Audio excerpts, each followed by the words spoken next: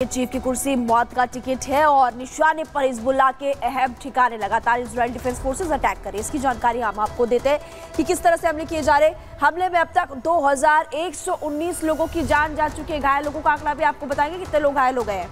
IDF के हमले में अब तक 10,000 से ज्यादा लोग घायल हो गए हैं।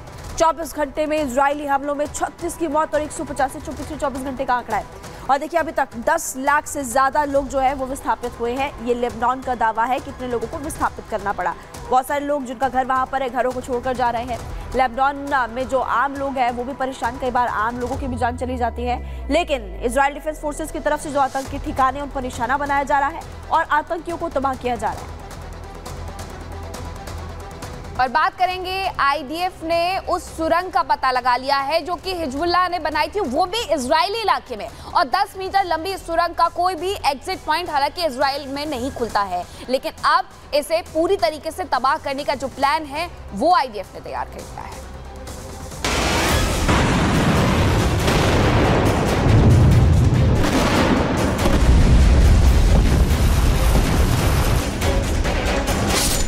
हिजबुल्लाह के सुरंग तक पहुंचा आईडीएफ। इजराइल पर थी बड़े अटैक की तैयारी।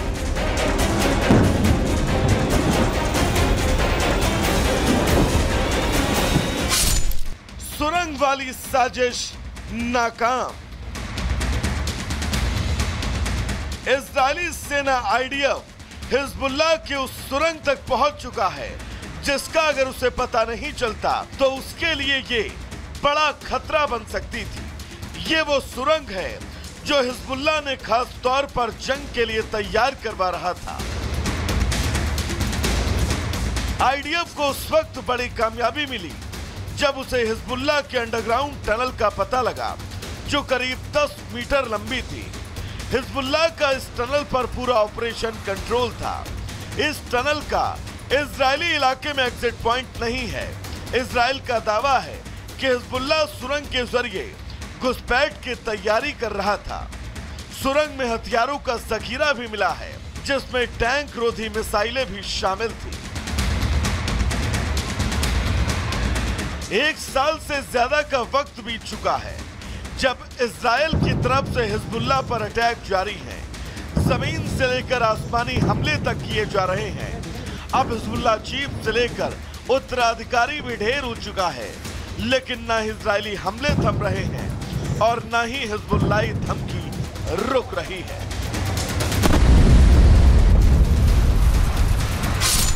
हिजबुल्लाह ने इजराइल को दी धमकी, अगर इजराइल ने लेबनान पर बमबारी जारी रखी तो वो और हमले करेगा।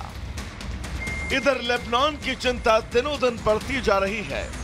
उस पर लगातार इजरायली बम बरसने से परेशानी के साथ ही उसकी चिंता ये भी है कि उस युद्ध की वजह से लेबनान के लाखों लोग विस्थापित हो चुके हैं। इस बीच एक तस्वीर भी नजर आई जब जंग के बीच लेबनान में इजरायली झंडा फहराया गया। दक्षिणी लेबनान के मारून की ये तस्वीर है जहां अलराज गांव में इजरायली झंडा फहराया गया। Bureau report, Republic Bharat. और देखिए दुनिया पर जब जब संकट मंडराया तो प्रधानमंत्री नरेंद्र मोदी की मदद मांग रहे थे लोग। आपकी बात लेबनान बोल रहा है कि मोदी जी बचा लो। जंग रोकने के लिए लेबनान की मोदी से गुहार। आपको बता दें कि नेतन्याहू को सिर्फ मोदी ही रोक सकते हैं, ये लेबनान का दावा।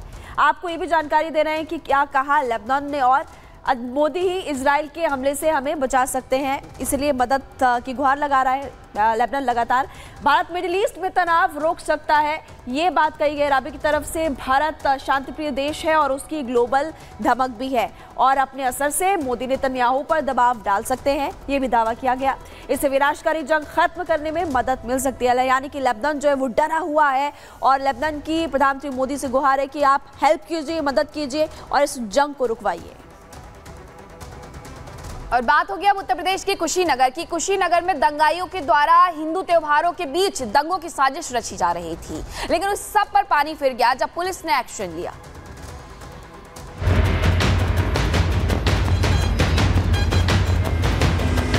अपराधी और माफिया गले में तख्ती लटका करके घूम रहे हैं कि भैया एक बार जान बख्श दो बस। यूपी पुलिस सख्त, दंगाइयों के हौसले पस्त।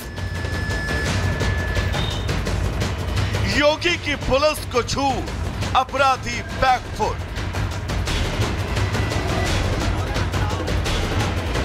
सीएम योगी ने एक बार नहीं कई बार अपने भाषणों में जिस सुरक्षा व्यवस्था का जिक्र किया है, उसका असर पुलिस प्रशासन की कार्रवाइयों में आपको दिखेगा।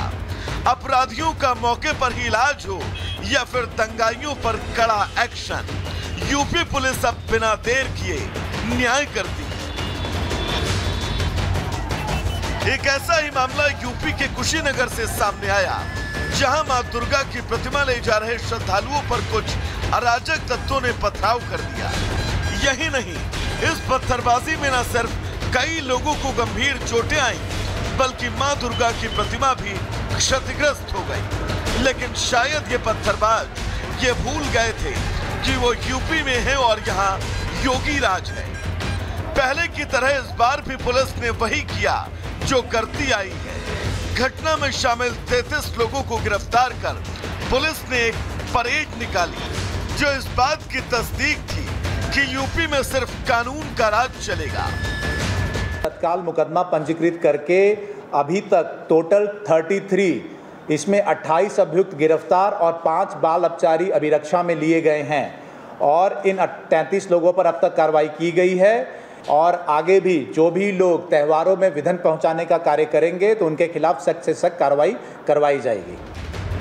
सूबे में योगी जब सत्ता पर काबिज हुए, उसका असर निश्चित ही पुलिस की कार्य प्रणाली में दिख रहा है और अपराध और अपराधियों का निपटारा मौके पर ही होता है। और यही वजह है कि योगी का शासन दूसरे राज्यों के लिए अब नजीर बन चुका है। Bureau report, Republic Bharat. तो कुशीनगर में आखिरकार हुआ क्या था जिसके बाद उपद्रवियों की पूरी परेड निकाल दी गई, वो भी समझिए। सांप्रदायिक सौहार्द बिगाड़ने की इनके द्वारा कोशिश की जा रही है। दुर्गा प्रतिमा ले जा रहे लोगों पर इनके द्वारा हमला, और उसके बाद मुस्लिम बहुल इलाके में, क्योंकि ये हमला होने की पूरी साजिश थी, डीजे पर भजन बजाने के बाद ये पूरा विवाद शुरू होता है, जिसके बाद दो पक्षों में कहासुनी हो जाती है। और इसी बीच आसपास की जो भीड़ है वो भी इस पूरे मामले को देखते हुए इकट्ठी हो जाती है। दुर्गा प्रतिमा ले जा रहे लोगों पर हमला कर दिया। अब इस सब को ध्यान में रखते हुए, क्योंकि पथराव में दुर्गा प्रतिमा भी क्षतिग्रस्त हो गई थी, माहौल ना खराब हो, तुरंत पुलिस के द्वारा एक्शन लिया जाता है। अब अगली खबर क्या है, महिमा का रुख करेंगे।